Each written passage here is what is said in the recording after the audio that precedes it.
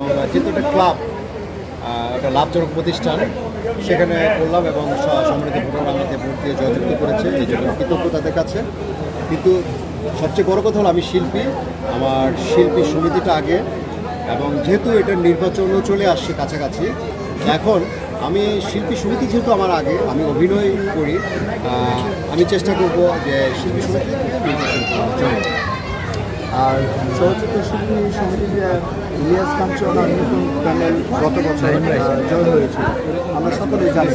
তাদের অনেকগুলো কার্যক্রম ছিল যেগুলো আমাকে সফল করতে পারে নাই, বা তারা তাদের যে দাবি বা যারা শিল্পী সমিতি শিল্পীদের দাবি ছিল, দাবি পালন করতে পারে নাই।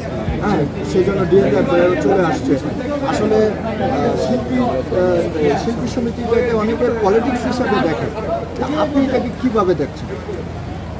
আমি একদম একমত না যে পলিটিক্স শিল্পীদের মধ্যে থাকতে নেই, এটা আমি করি না।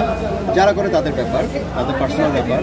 আর তারা 2 বছর কী করতে পারছে বা কী পারে নাই, এটা যেহেতু সামনে নির্বাচন, সেই নির্বাচনে তারা রেজাল্ট পাবে। যদি তারা ভালো কিছু করে থাকে তারা আবার জয়লাভ করবে, আর যদি তারা ভালো কিছু না করে থাকে সেটা ভোটের মাধ্যমে আমাদের সম্মানিত ভোটাররা জবাব দেবে, এটাই স্বাভাবিক। এবার যদি আপনারা প্যানেল যদি ফুলভাবে বিজয়ী আসেন বা আপনি বিজয়ী আসেন, সেক্ষেত্রে শিল্পীদের জন্য আপনাদের কি মেসেজ থাকবে এবং কী ভূমিকা আপনারা পালন করবেন? নাইম ভাই একটু এদিকে আসুন, আলোটা করণীয় একটু এই পাশে। আসলে দেখেন, দেবজল ভাই আমাদের সেক্রেটারি, যিনি এখন প্রার্থী, সেক্রেটারি প্রার্থী, উনি কিন্তু এখন রানিং সহসভাপতি আছেন।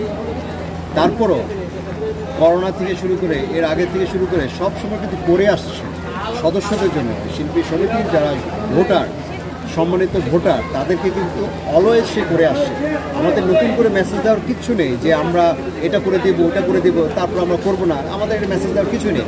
আমরা অলওয়েজ শিল্পীদের সাথে আছি এবং শিল্পীর স্বার্থ রক্ষার জন্য যে যা দরকার আমরা সেটাই করব।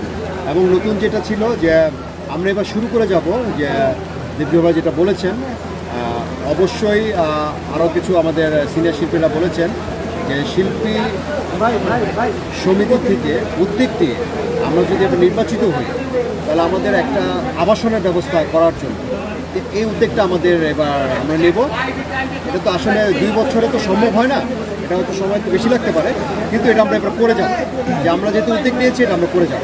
আলেক ভাই, আরেকটা প্রশ্ন, সেটা হচ্ছে যে চলচ্চিত্রের এই যে অবস্থা, এটা থেকে উত্তরণের জন্য, আগের রমরম অবস্থা ফিরিয়ে আনার জন্য কি ভূমিকা নেওয়া যেতে পারে বলে আপনি মনে করেন একজন শিল্পী হিসেবে? এটা আসলে প্রধান ভূমিকা হলো আমাদের প্রযোজক সমিতি। প্রযোজকরা যদি একত্রিত হয়ে যদি চলচ্চিত্র বেশি করে বানান এবং প্রযোজনা করেন, তাহলেও তো ছবির সংখ্যা বাড়বে, কাজের সংস্থা বাড়বে। সেক্ষেত্রেই প্রযোজকদের আগাতে হবে আগে। আর আমাদের যারা শিল্পী যারা আছে, যারা অধিক রেমুনেশন নিচ্ছে, তাদেরকে একটু কনসিডার করতে হবে যে রেমুনেশনটা যদি একটু কমিয়ে আমাদের প্রযোজকদেরকে একটু সাশ্রয় করে দেয়, তাহলে হয়তো প্রযোজকরা আরও ছবি বানাতে পারবে।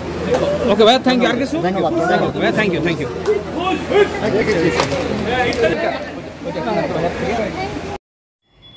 S karate TV.